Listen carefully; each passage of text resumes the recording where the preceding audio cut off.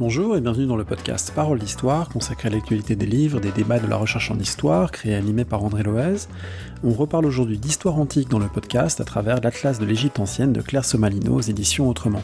Comme le veut la période actuelle, un entretien enregistré à distance pour lequel vous retrouvez tous les éléments et les titres cités sur le site paroledhistoire.fr. Vous nous retrouvez également sur les réseaux sociaux, Twitter, Instagram, YouTube et Facebook. Merci et très bonne écoute. Je suis avec Claire Somalino, qui est maîtresse de conférences à la Sorbonne, égyptologue, et qui vient de publier aux éditions Autrement un atlas de l'Égypte ancienne, qui donc, cette collection bien connue, permet de visualiser beaucoup de données d'une période et d'un lieu, en l'occurrence l'Égypte, qui est évidemment une civilisation qui fascine depuis longtemps, avec ici donc une synthèse très riche. Alors ma première question serait pour savoir comment ce livre s'intègre un petit peu dans votre propre parcours de recherche. Vous avez travaillé notamment sur les frontières, sur les espaces, sur les toponymes de l'Égypte ancienne. Est-ce que pour vous, c'est un prolongement, finalement, d'aller vers cette forme de l'Atlas par rapport à ce que vous aviez déjà travaillé ? Oui, ça rencontre plusieurs axes de mon parcours, en fait, puisque j'enseigne à l'université depuis un certain temps maintenant. Forcément, je suis amenée à faire régulièrement des synthèses pour les étudiants. J'ai écrit un manuel d'histoire de l'Égypte ancienne avec plusieurs de mes collègues. Donc, à plusieurs moments de ce parcours, il y a un besoin en cartes, en synthèse qui se fait ressentir. Et souvent, on ne trouve pas les cartes dont on a envie, dont on rêve pour faire ses cours, pour faire ses synthèses. Et puis, d'un autre côté, je suis aussi extrêmement intéressée depuis ma thèse par une approche utilisant les outils de la géographie, notamment pour l'étude des frontières anciennes. Et depuis, je développe aussi une thématique de recherche sur la perception de l'espace par les anciens Égyptiens, donc forcément appel régulièrement aux outils de la géographie culturelle, etc., de l'anthropologie. Donc finalement, lorsque Anne Lacambre, qui est la responsable éditoriale des atlas aux éditions Autrement, m'a fait cette proposition. J'ai trouvé qu'elle s'intégrait particulièrement bien. Ça me faisait envie de me lancer dans cette démarche centrée autour de la cartographie. Et du coup, vous avez un petit peu commencé à répondre en parlant de vos étudiants. À qui s'adresse l'ouvrage ? Parce qu'on y trouve à la fois des données générales, mais aussi des informations très pointues sur tel ou tel moment de l'histoire égyptienne. Pour qui vous l'avez écrit ? Qu'est-ce que vous aviez en tête comme public ? J'avais en tête un public qui n'est pas forcément initié à l'histoire de l'Égypte antique, qui serait intéressé par cette histoire. Et en France, c'est le cas de nombreuses personnes. Il y a un goût pour l'histoire de l'Égypte ancienne en France qui est connu depuis longtemps. Donc j'avais à la fois en tête un public d'amateurs, intéressés mais ne connaissant pas forcément une histoire plus universitaire de l'Égypte ancienne, et puis bien sûr des étudiants, mais également des collègues qui peuvent être intéressés par l'utilisation de ces cartes dans le cadre de leurs cours. Voilà. Alors des cartes, évidemment, il y en a beaucoup, c'est un atlas, mais par rapport à d'autres atlas de la collection, on trouve aussi beaucoup, peut-être presque à égalité, des graphiques et des schémas qui sont des relevés de sites archéologiques notamment. C'était un souhait de votre part, et puis peut-être une deuxième question, comment vous les avez choisis, ces différents sites qui émaillent le livre ? Oui, c'était un souhait de ma part parce que je pense qu'il faut montrer que pour écrire cette histoire de l'Égypte ancienne, on s'appuie tout autant sur des textes, sur des documents iconographiques, que sur les données de l'archéologie. Donc il me semblait important de montrer aussi cette recherche qui se fait. Alors une partie de cette recherche est déjà davantage connue du grand public, celle sur les temples, les sites funéraires, peut-être moins celle sur les sites urbains. Et c'est aussi disons une tendance des recherches archéologiques en Égypte depuis 20-30 ans que de mettre davantage l'accent aussi sur ces fouilles de sites urbains et sur les données que l'on peut en tirer. Donc j'ai essayé, dans la mesure du possible, d'intégrer aussi ces sites urbains à la présentation générale des données sur l'Égypte ancienne. Est-ce que vous avez placé des sites sur lesquels vous avez vous-même fouillé ? Est-ce que c'est un des plaisirs quand on est auteur, d'intégrer des éléments ? On a soi-même participé à des fouilles ? Oui, alors je co-dirige la fouille d'Ain Sokhna, qui est un port pharaonique en mer Rouge, donc dans le nord du golfe de Suez. Donc forcément, j'ai eu à cœur de placer ces ports pharaoniques, ce n'est pas le seul, on en connaît 3 actuellement, ces ports pharaoniques de la mer Rouge sur ces cartes, de faire de placer l'accent davantage sur les expéditions vers les mines et carrières du Sinaï, par exemple, qui sont à l'origine de l'implantation de ces ports pharaonique donc en mer Rouge. Donc oui, je dirais que forcément l'implication sur le terrain a des conséquences aussi sur les données parfois choisies pour l'Atlas. Comment s'est fait le travail avec Claire Levasseur qui a réalisé les cartes et les graphiques? C'est un travail très, très intense de collaboration, parce que évidemment ça peut pas être simplement l'historienne qui dit on va montrer ça et puis on fait réaliser. Il y a quelque chose qui doit se faire en symbiose ici. Alors, effectivement, dès le départ, on a un petit peu parlé du type de document qu'il était possible d'intégrer à l'Atlas, aussi en collaboration avec Anne Lacambre. Puis, nous avons eu des échanges réguliers. Donc, au fur et à mesure que je rassemblais les éléments pour les cartes, je les lui envoyais et puis on interagissait pour voir de quelle manière représenter les différents phénomènes de la façon la plus claire possible. Votre livre fait comme le livre paru dans la collection Mondes Anciens de Damien Gu et Juan Carlos Garcia Moreno, il fait le choix d'un plan chronologique. Est-ce que c'est une volonté d'aller contre l'image de fixité qu'a souvent la civilisation égyptienne que de montrer ses évolutions dans le temps? Oui et non. Alors, cette présentation chronologique dans les manuels, on peut dire, ou ouvrages généraux d'histoire égyptienne, elle est assez classique en fait. Donc là, pour le coup, je reprends quand même un cadre classique en reprenant cette périodisation traditionnelle en égyptologie. Mais il est important aussi de montrer que cette civilisation n'est pas fixe pendant 3000 ans. Il y a cette volonté de la part des rois égyptiens, notamment de la monarchie égyptienne, l'une des principales productrices de documents, de sources historiques, la volonté de montrer une certaine fixité. De faire une référence constante aux monuments et aux rois du passé. Mais il y a en réalité régulièrement des évolutions, même l'idéologie royale évolue. Bref, on n'a bien évidemment pas du tout une fixité de cette histoire égyptienne. Alors vous avez commencé à en parler, c'est un point qui m'a beaucoup intéressé en regardant votre ouvrage, c'est ces catégories finalement héritées d'une égyptologie déjà assez ancienne, en particulier le découpage, ancien empire, moyen empire, nouvel empire, et entre chaque empire les périodes intermédiaires. Et en fait ces périodes intermédiaires parfois elles durent 200 voire 400 ans, donc c'est pas une simple petite transition entre deux personnages, c'est quelque chose de beaucoup plus ample. Alors d'où viennent ces catégorisations et est-ce qu'elles sont finalement encore opérantes intellectuellement aujourd'hui, ces grandes scansions chronologiques de l'histoire égyptienne? Alors, ces grandes scansions, elles nous viennent dans leur formulation actuelle de l'historiographie européenne, alors allemande, française, anglaise, depuis le 19e siècle et le début du 20e siècle. Par exemple, les périodes intermédiaires en tant que telles apparaissent après la Première Guerre mondiale dans l'historiographie européenne. Les périodes dites d'empire ou de royaume, en anglais on dit kingdom, the Old Kingdom, Middle Kingdom. En français, on a repris le Reich allemand en traduction. Ce découpage-là est établi plutôt au XIXe siècle avec des changements dans ce que l'on rattache à une grande période ou l'autre. On va dire que, en tout cas, entre la Première et la Deuxième Guerre mondiale, cette présentation est relativement fixée en égyptologie. Alors oui, disons que cette scansion, elle a pour fondement l'histoire monarchique égyptienne. Donc on a des périodes dites d'empire, ancien, moyen, nouvel empire, où la monarchie égyptienne unifiée règne sur l'ensemble de l'Égypte, et par contraste des périodes dites intermédiaires où il y a soit plusieurs pouvoirs royaux concurrents, soit une royauté qui règne sur une partie de l'Égypte et d'autres parties qui sont dirigées par des potentats locaux ou des pouvoirs étrangers, etc. Voilà. Alors les dénominations, bien sûr, pour le coup, font référence à une historiographie un petit peu passée qui voit les périodes d'empire comme des âges d'or et les périodes intermédiaires comme des âges de déclin ou de chaos.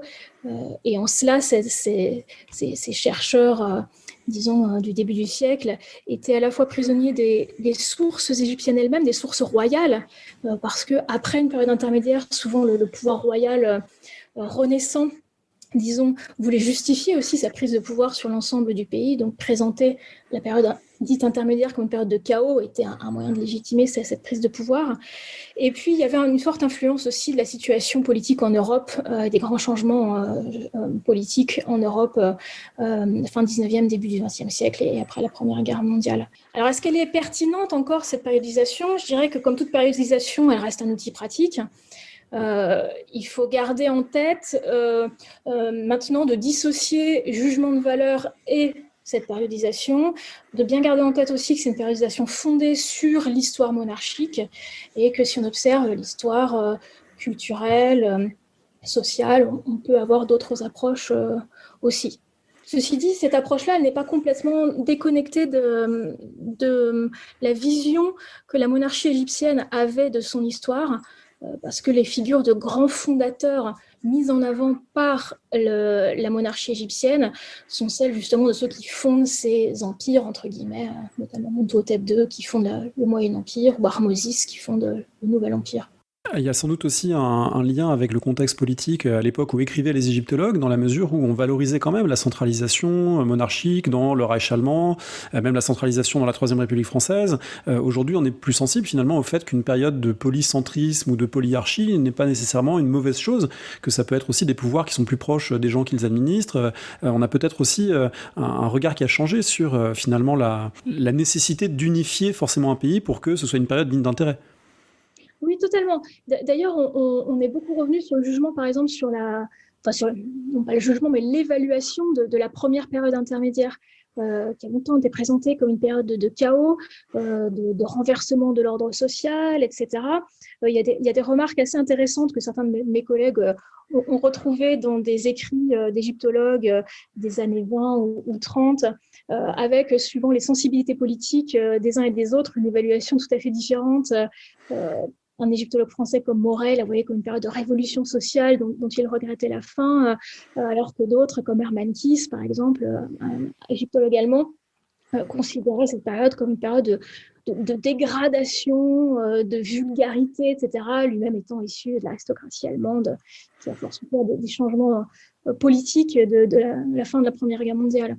Maintenant, on a une autre vision. Il y a beaucoup de débats encore, hein, bien sûr, mais on met davantage en avant le fait que il y a plus de pouvoir dans les régions, il y a moins cette chape du pouvoir central, qu'il y a un dynamisme dans ces régions-là, de la créativité, etc., et que ça n'est pas du tout une période de crise sociale ou économique, par exemple. Il y a un autre trait marquant de l'égyptologie en vous lisant, c'est de regarder le vocabulaire employé, notamment le fait que certains termes utilisés pour désigner des réalités de l'Égypte antique sont en fait postérieurs. C'est vizir, qui est un mot persan ou arabe pour désigner un gouverneur ou un ministre. C'est nom et nomarque, qui sont des mots grecs pour désigner une région ou un responsable de région. Donc comment on explique le fait que le vocabulaire de l'égyptologie, finalement, il vient puiser dans des langues et des réalités postérieures? Peut-être parce que, pour des raisons de clarté envers un public qui ne lit pas forcément, qui ne connaît pas forcément la langue égyptienne ancienne, ce qui est logique, on a de longue date cherché des correspondances ailleurs pour traduire ces termes, tout simplement, parce qu'à un moment donné, il faut essayer de s'entendre sur une traduction, mais un vizir à l'ottomane n'est pas un vizir de l'Égypte ancienne, bien sûr. Un nomarque de l'époque grecque n'est pas un nomarque de l'Ancien Empire. Donc on utilise des termes, mais on essaie maintenant à chaque fois de les redéfinir en disant on se met d'accord sur l'utilisation d'un terme, mais voici ce que l'on met dessous. Sinon, il faut reprendre les termes de l'égyptien ancien. Et là, si on commence à reprendre ces termes en transcription simplement de l'égyptien ancien, c'est pas forcément simple pour un grand public. Les textes issus de l'Égypte antique, tels que vous en parlez, et ce que vous montrez aussi des tombeaux, ce que vous montrez des représentations graphiques, on a l'impression d'un monde extraordinairement normé, codifié, avec, vous l'avez dit tout à l'heure, des monarchies qui se présentent comme garantes d'une norme, d'un modèle qui se perpétue dans le temps. Et du coup, comment on accède au réel dans sa complexité, derrière l'apparence très, très figée finalement d'un grand nombre de ces sources? En tout cas, c'est l'impression, encore une fois, qu'on a à vous lire, qu'il y a des choses qui sont présentées comme fixes, immuables, stables, avec des noms, des schémas, des modèles de tombeaux récurrents. Comment on accède à la particularité du réel derrière ces sources-là? Alors c'est moins simple, c'est d'ailleurs souvent ce que me demandent mes étudiants, parce qu'ils me disent oui, ils vont parler toujours de rois, de tombes, de pyramides, etc. Mais comment vivent les vrais gens? Ce qui est moins simple finalement parce que l'essentiel des sources qui nous sont parvenues, comme vous l'avez rappelé, ce sont les tombes de l'élite, c'est les monuments de la royauté. Donc tout cela répond à une normalisation extrêmement forte. Alors comment accéder disons, au quotidien de la masse des Égyptiens qui eux, pour le coup, n'avaient pas accès à la production de sources écrites? L'archéologie, déjà, bien sûr, notamment les fouilles de plus en plus nombreuses de sites urbains où l'on peut fouiller des habitations, par exemple, et des habitations appartenant à différentes strates de la société. Vous dites d'ailleurs que c'est compliqué ces fouilles urbaines parce que souvent, contrairement aux temples qui étaient construits en pierre, c'était construit en briques crues, que souvent évidemment c'est dans la vallée du Nil, dans des lieux qui ont été occupés en continu jusqu'à nos jours. Donc c'est plus compliqué de trouver ces sites urbains que de trouver des grands complexes funéraires. Oui, ils sont moins bien préservés de manière générale. Ce sont des fouilles plus ingrates aussi.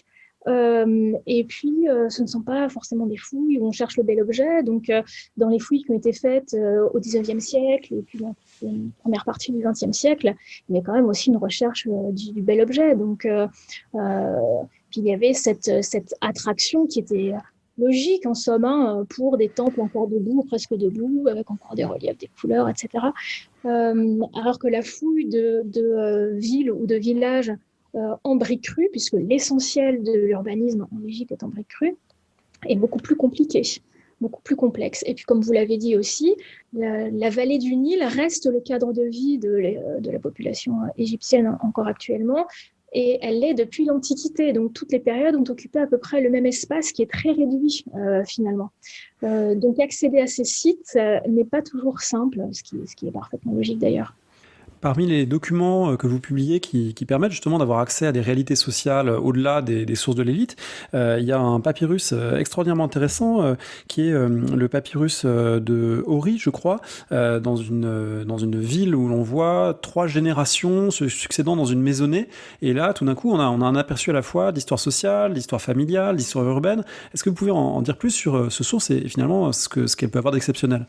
Alors, de temps en temps, on a des dossiers de papyrus ou de documents écrits qui permettent aussi d'éclairer d'autres strates de la société égyptienne et de montrer notamment que, disons, ce que les sources égyptiennes de l'élite présentent comme la masse du peuple, parce que dans ces sources de l'élite, on a 2 groupes, la petite élite et puis la grande masse du peuple. Eh bien, ça n'est pas une masse homogène. Au contraire, il y a différentes situations, des situations sociales diverses. Et certains dossiers de papyrus, comme celui de cette ville d'El Laoun, qui est dans le Fayoum, mais dont l'occupation date du Moyen Empire. Donc, cette fouille a livré toute une série de documents, des documents comptables, des lettres, des testaments, des sortes de recensements de maisonnées, etc., qui permettent là de toucher, pour le coup, cette réalité sociale de la vie des habitants de cette ville. Alors notamment, comment évolue une maisonnée dans le temps. Les sources officielles ont tendance à mettre l'accent sur la famille restreinte, c'est-à-dire les parents, les enfants. On se rend compte avec les fouilles archéologiques, mais aussi avec certains documents comme celui que vous évoquiez, qu'en réalité, la famille élargie avait une grande importance dans le fonctionnement de la société égyptienne.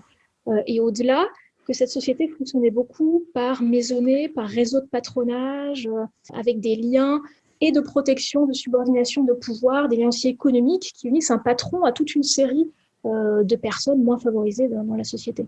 Une question qui m'est venue en vous lisant, c'est celle du statut des personnes, et notamment de ces masses de population travailleuses. Dans quelle mesure on a affaire à des populations libres, serviles, pour le dire autrement, les gens qui ont construit les grands monuments encore visibles aujourd'hui, dans quelle mesure il s'agissait d'un travail contraint, d'esclavage? Quelle était la place de l'esclavage? Est-ce qu'on le sait d'ailleurs dans l'Égypte ancienne?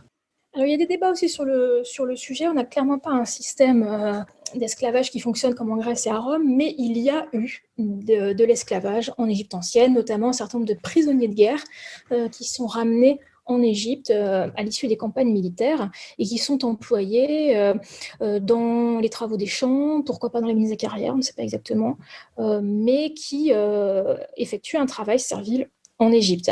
Alors, pour certains d'entre eux, être affranchis, être intégrés à cette société égyptienne.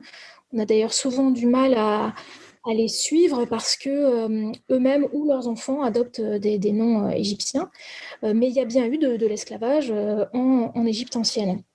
Ensuite, l'essentiel des personnes qui semblent avoir travaillé, notamment sur les chantiers des grandes pyramides, alors il y a un certain nombre d'artisans, de spécialistes qui travaillent là à l'année, qui sont rémunérés pour ce travail, etc. Il y a aussi régulièrement employé de la main-d'œuvre qui est là pour sa force de travail et qui, sans doute, disons, doit un certain nombre de jours ou de semaines de corvée à l'État.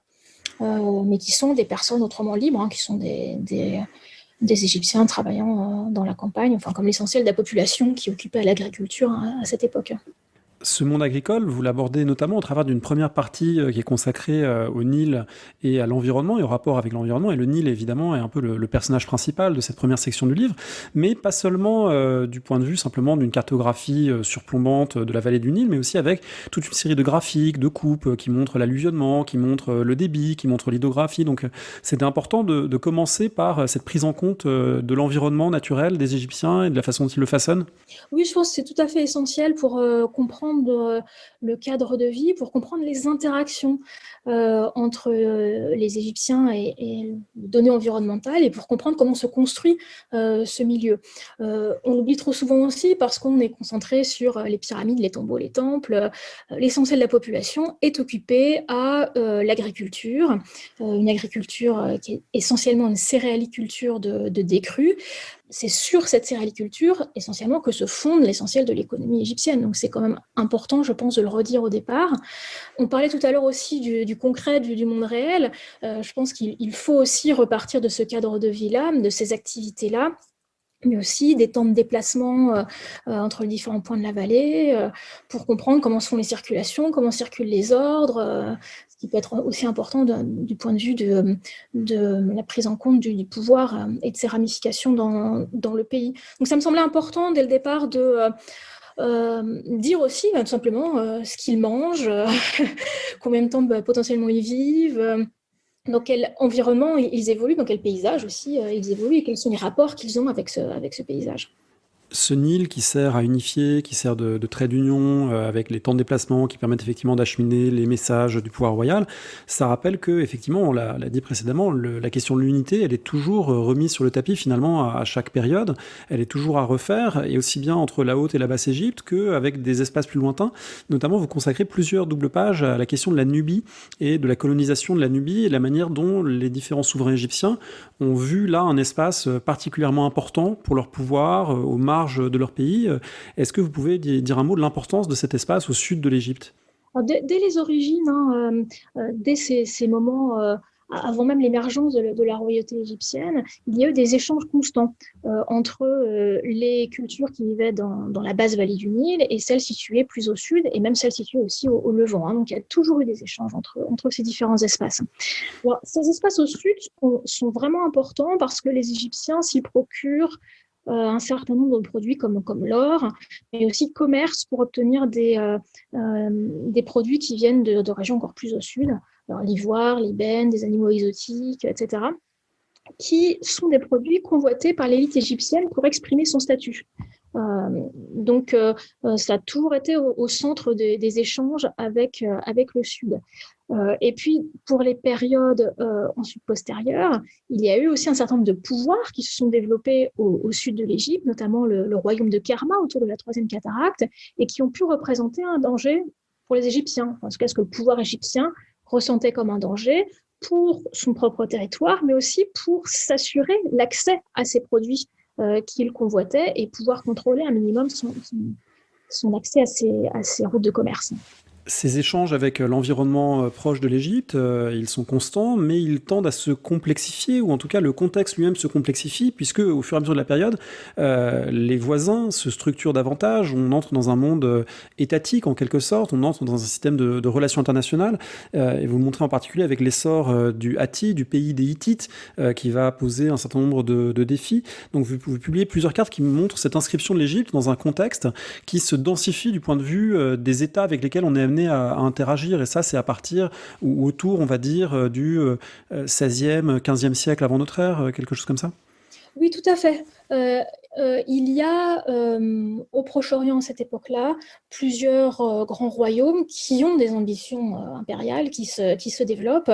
C'est le Mitanni, c'est le Hatti. Disons que les ambitions de ces royaumes en plein développement viennent heurter aussi celles de l'Égypte pour le contrôle, encore une fois, d'un certain nombre de voies commerciales.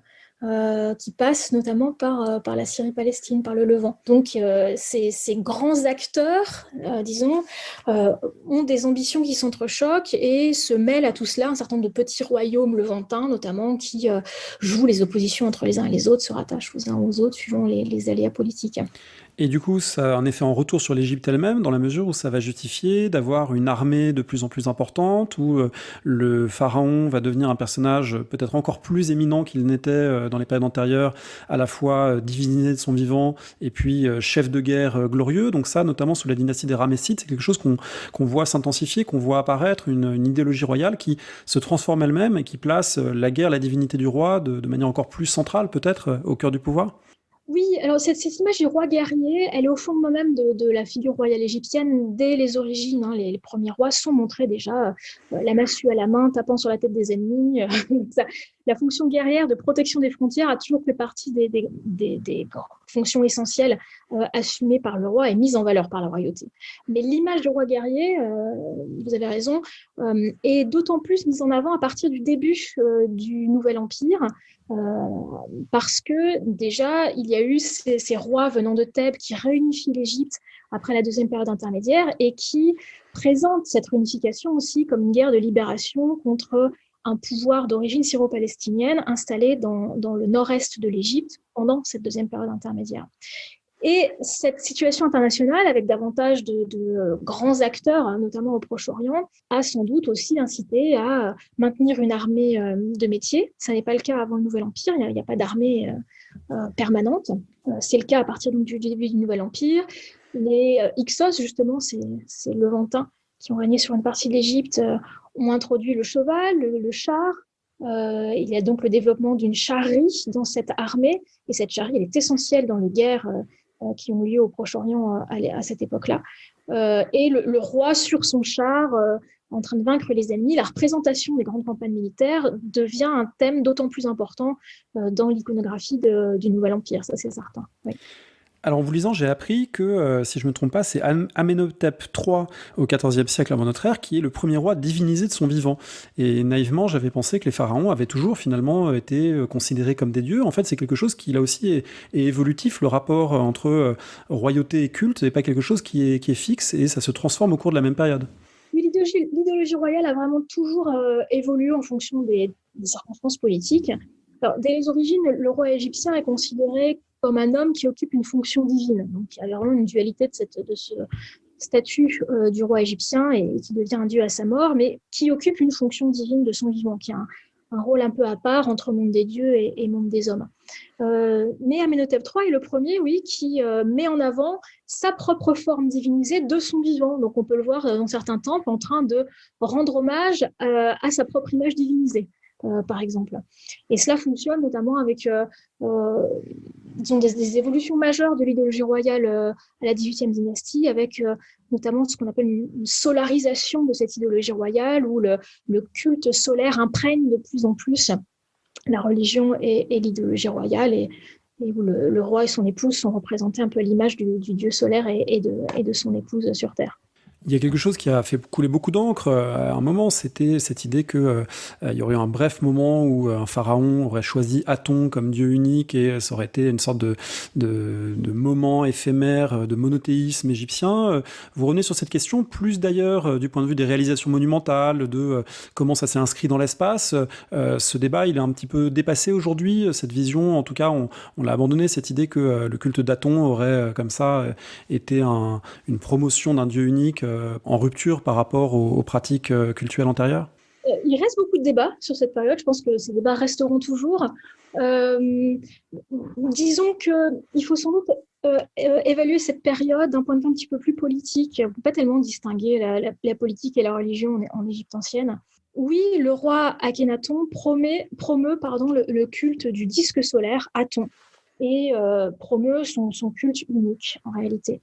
Ça n'empêche qu'il n'interdit pas les autres cultes, et ces autres cultes continuent visiblement à se dérouler sur d'autres sites, sur de multiples sites en Égypte, même s'ils ne semblent plus aidés ou subventionnés par la royauté. En revanche, il interdit le culte de l'autre grand dieu de cette époque-là, qui était Amon, où là, il y a vraiment une volonté d'effacer le nom du dieu, l'image du dieu, etc. L'un de mes collègues, Dimitri Labourie, qui a écrit dans la collection Grand Pharaon un très bel ouvrage sur Akhenaton, dit bien que ce qu'on appelle l'atonisme du nom du dieu Aton est plutôt un pharaocentrisme, où on a une exacerbation des tendances idéologiques, religieuses, politiques, qui étaient à l'œuvre depuis le début de la XVIIIe dynastie. Mais effectivement, il les porte à une sorte de pinacle, avec donc Akhenaton, qui est l'interlocuteur unique de cette divinité, qui est presque son dieu personnel, et ce qui va vers un renforcement en fait, de la figure de la royauté. Mais cet épisode, semble-t-il, était assez mal vécu. Ces quelques 17 ans, semble-t-il, était assez mal vécu parce que c'est une période qui est bannie de la mémoire monarchique égyptienne ensuite. Une sorte de restauration, ce qui est présenté comme une restauration après son règne. Restauration notamment du culte de ce grand dieu de Thèbes, Amon, et la capitale que ce roi avait fondée est abandonnée, etc. Donc c'est un épisode qu'il faut aussi analyser d'un point de vue politique. Dans la capitale même du roi, quand les habitations plus modestes sont fouillées, on trouve des amulettes avec d'autres divinités, etc. Mais le roi lui-même, effectivement, ne promeut que le culte de cette divinité unique. Alors là, on était dans la 18e dynastie, au 14e, 13e siècle avant notre ère.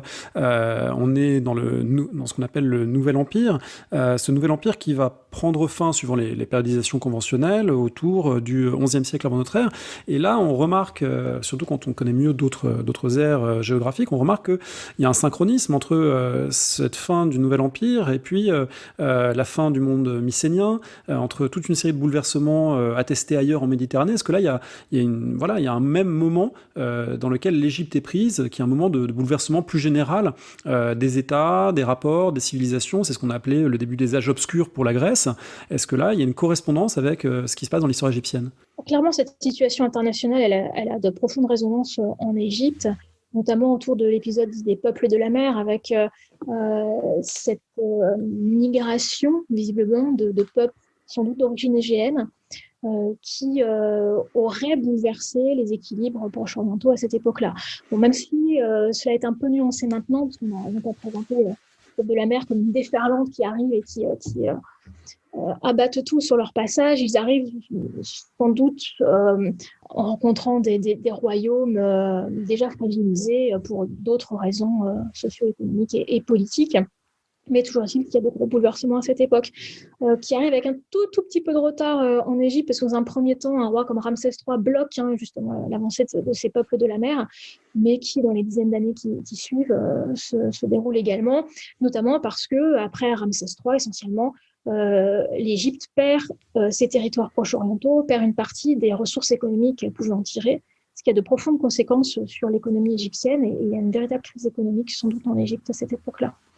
Oui, parce que l'Égypte de cette époque, elle a développé, comme beaucoup d'États proche-orientaux, un système de tribus, finalement, prélevés sur des voisins. Il n'est pas toujours nécessaire de conquérir et d'occuper des territoires, mais on peut faire reconnaître la souveraineté du pharaon sur des États du Levant, du Proche-Orient, et c'est de cette façon-là que ça fonctionnait. Et de ce point de vue-là, est-ce qu'on peut comparer l'Égypte avec les autres grands États ou grands empires ? Ils fonctionnent un peu sur le même mode.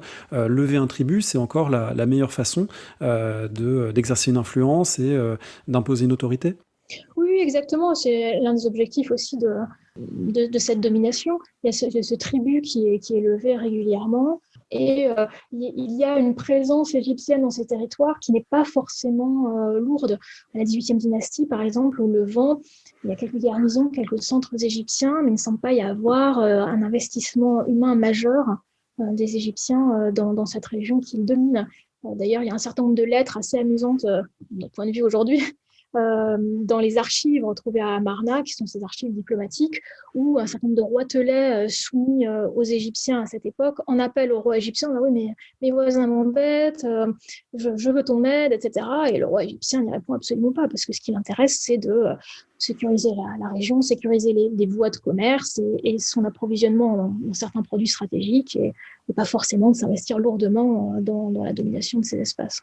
Est-ce que l'Égypte est déjà perçue, comme elle le sera dans la suite de l'Antiquité, comme un espace particulièrement riche, particulièrement convoité? Est-ce que cette idée qu'il y a là un immense grenier à blé et une région d'une richesse particulière, est-ce que elle est présente chez les voisins? On sait aussi que c'est ce qui va motiver notamment les Perses, puis Alexandre, puis Rome, qui va en faire évidemment une des provinces les plus importantes. Donc, est-ce que c'est un espace qui est convoité?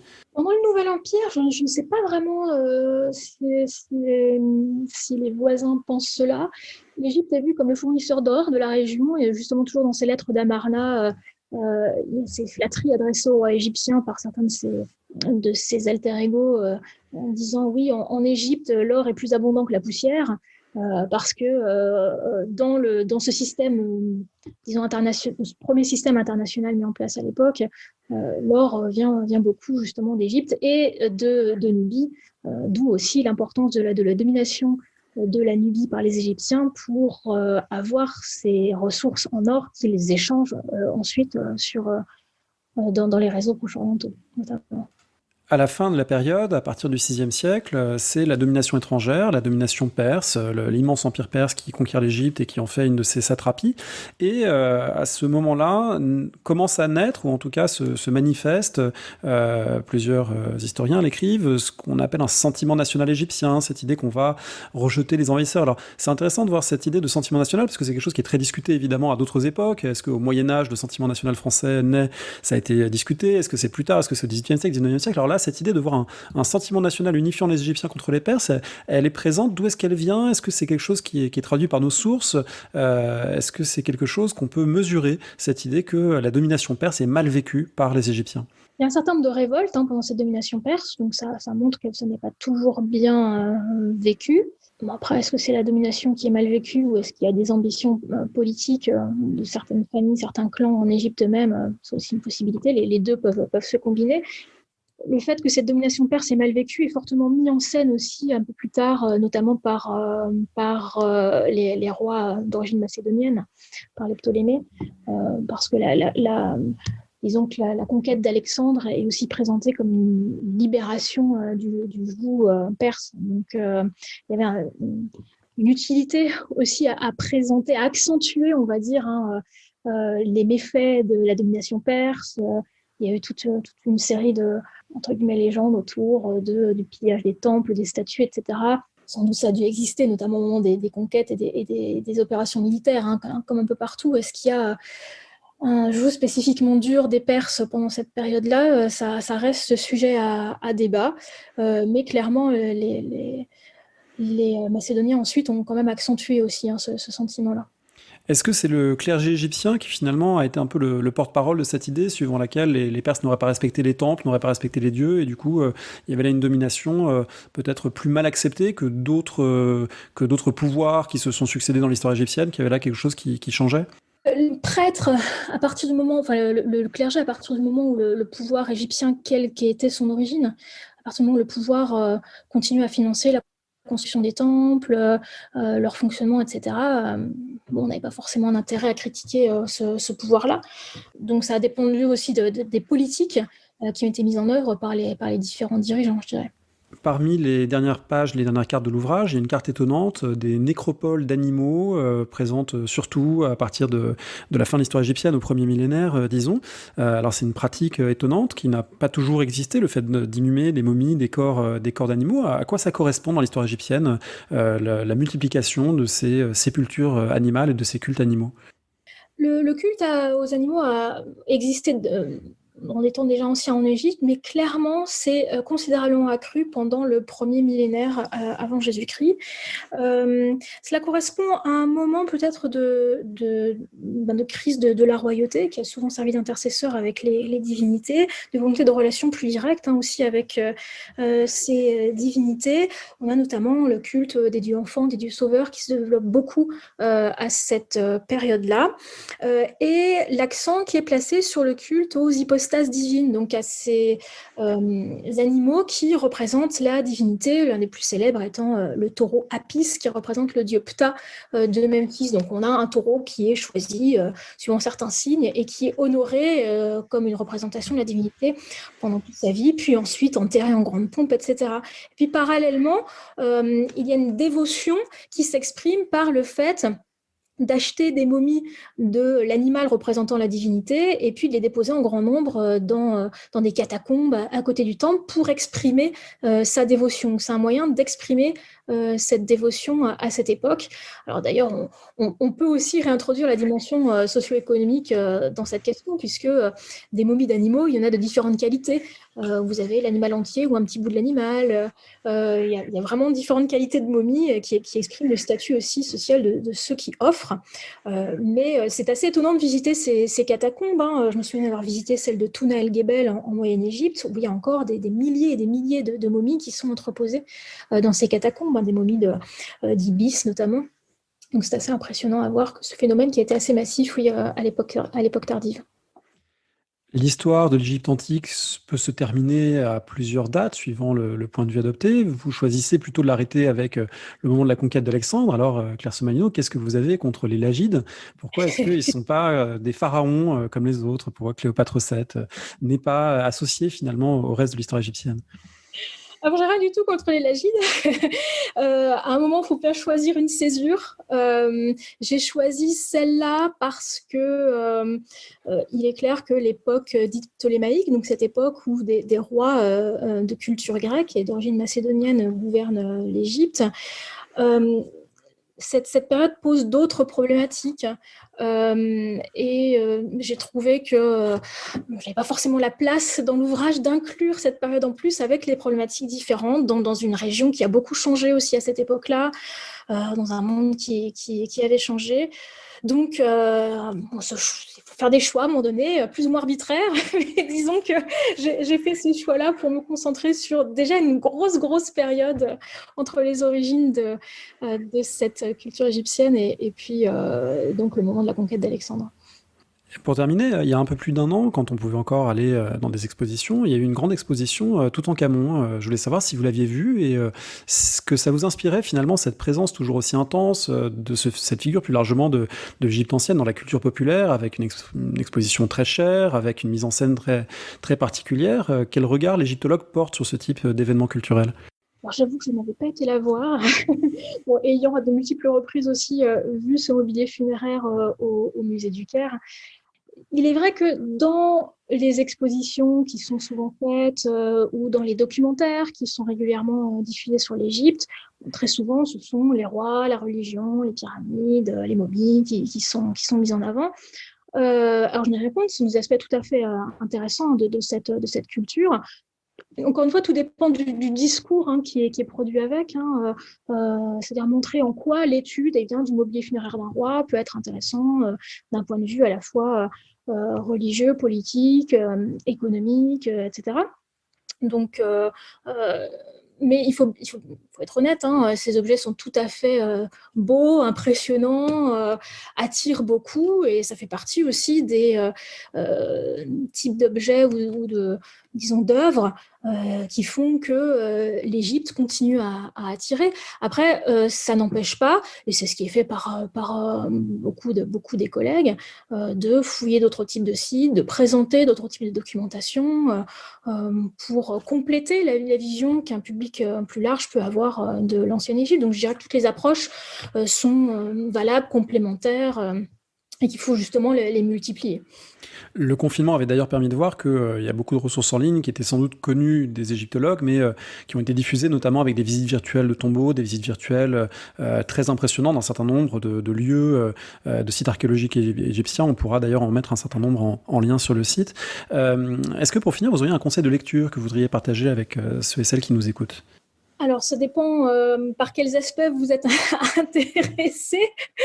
Je dirais que pour une approche globale sur l'histoire égyptienne, il y a cet ouvrage que j'ai coécrit avec mes collègues de la Sorbonne, alors je fais un peu d'autopromotion, mais bon, qui s'appelle l'Égypte pharaonique, histoire, société, culture, qui aborde de manière chronologique aussi. C'est chez Armand Collin, je crois. C'est chez Armand Collin, voilà, tout à fait. Ensuite, il y a d'autres ouvrages qui peuvent concerner plutôt soit l'art, soit la culture. Sur les aspects de la vie quotidienne, par exemple, il y a un très bel ouvrage abordable pour des gens qui ne sont pas forcément familiarisés. C'est l'ouvrage de Lynn Meskel, Private Life in New Kingdom Egypt, avec une approche beaucoup plus socioculturelle de l'Égypte du Nouvel Empire, notamment grâce au matériel du village de Der el-Médinel, ces artisans qui ont décorer les tombes royales Nouvel Empire. On a toute une documentation très riche qui permet d'aborder les aspects très concrets de leur vie quotidienne. Il y a un certain nombre de catalogues d'expositions très bien faits, celui sur Der el-Médinel par exemple, exposition qui avait eu lieu au Louvre il y a quelques années. Donc, c'est toujours difficile de choisir un ouvrage. Il y en a de multiples. Voilà. On rappelle le titre de votre livre, donc c'est l'Atlas de l'Égypte ancienne aux éditions Autrement. Merci beaucoup, Claire Somalino. Merci à vous de votre invitation.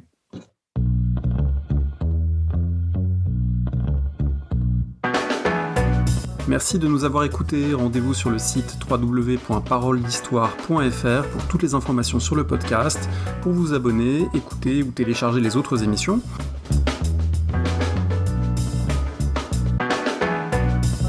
La discussion se poursuit aussi en ligne, notamment sur Twitter. Vous pouvez poser des questions @paroledist et à bientôt pour un prochain épisode.